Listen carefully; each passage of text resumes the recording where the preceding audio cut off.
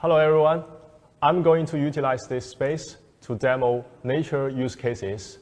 I have set several scenes for different light brightness, color temperature, on-off status, just in order to provide the suitable light conditions at your home.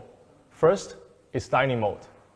Hey Siri, dining mode. One moment. Okay, setting using LifeSmart.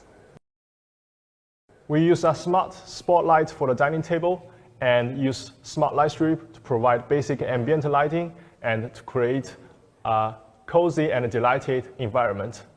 After dining, we can set off all kinds of things like meeting mode, reading mode, movie mode, and etc. Meeting mode here.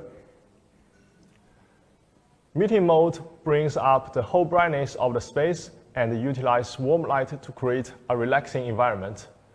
If we would like to watch a movie, tap movie mode here.